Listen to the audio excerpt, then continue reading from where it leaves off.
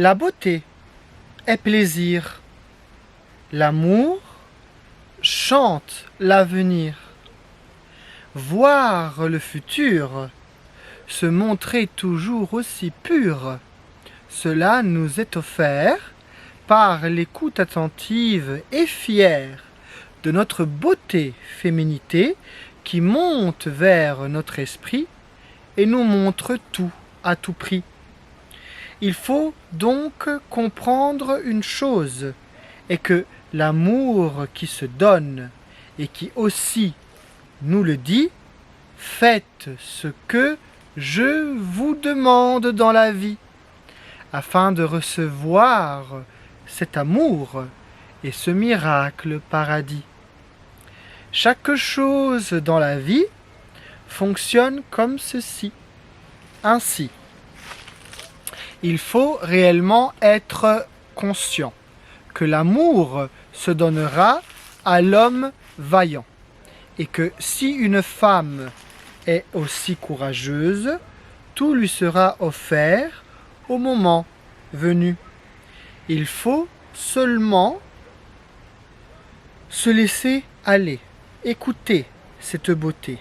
La beauté monte du corps vers notre visage qui de toute façon nous mène vers le céleste. Soyez vous-même dans cette force cosmique, galactique, intergalactique, universelle, réellement amoureuse. La force qui mérite l'amour est celle qui est suffisamment présente.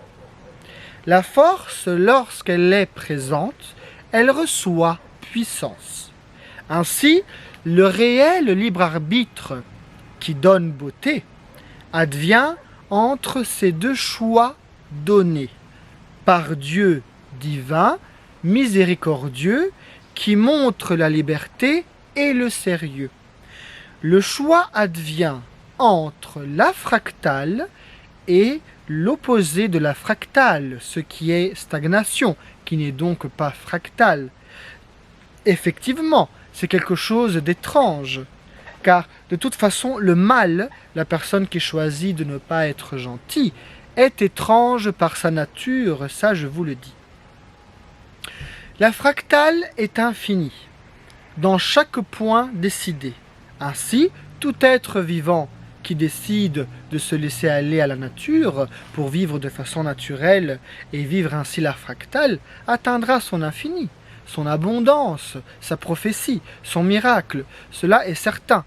La vie est magique et la vie est faite de magie, car elle est par définition décrite comme ceci.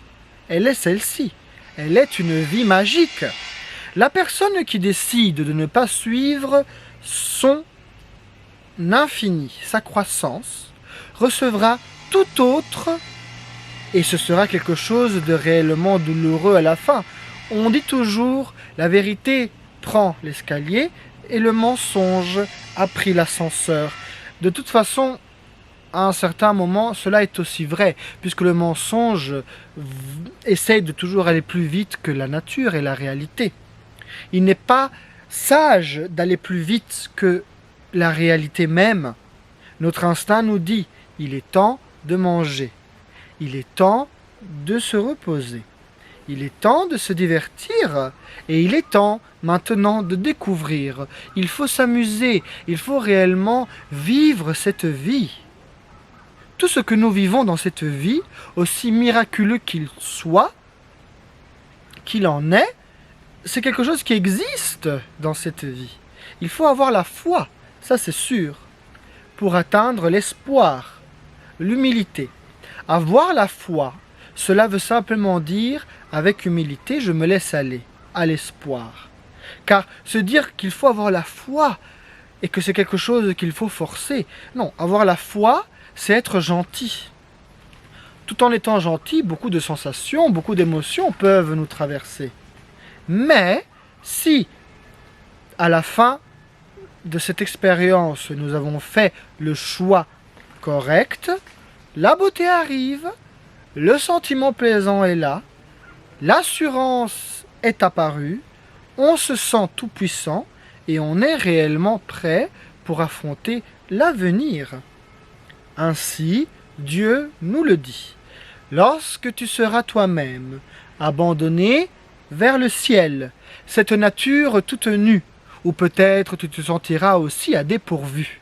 Mais la vulnérabilité, mes amis, est à la source de la beauté, car lorsque tu es vulnérable, tu es dans ta vraie nature, voyez-vous. Vous êtes vulnérable, votre corps peut se blesser, votre corps peut même mourir. Mais la mort n'est pas quelque chose de désagréable à considérer, car dans le concept de toute façon, conceptuellement, elle donne de l'intelligence dorée. Vous voyez, l'or dans l'esprit est un véritable paradis. Le paradis existe et la mort aussi.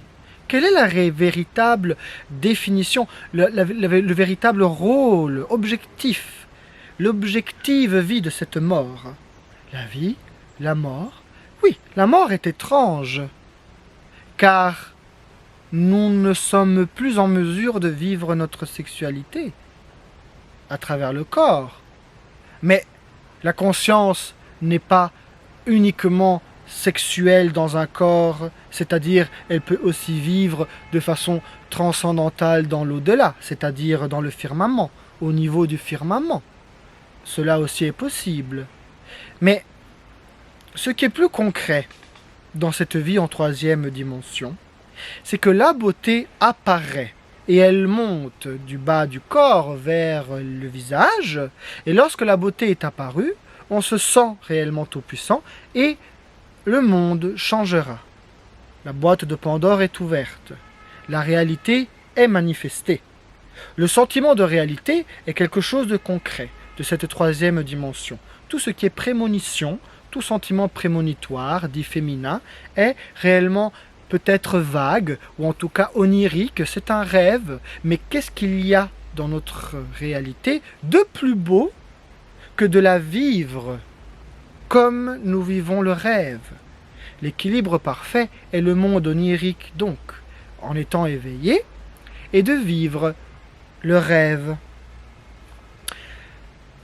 Que l'amour puisse vous bénir, que l'amour puisse vous donner beauté, et que cette beauté puisse vous apprendre la patience.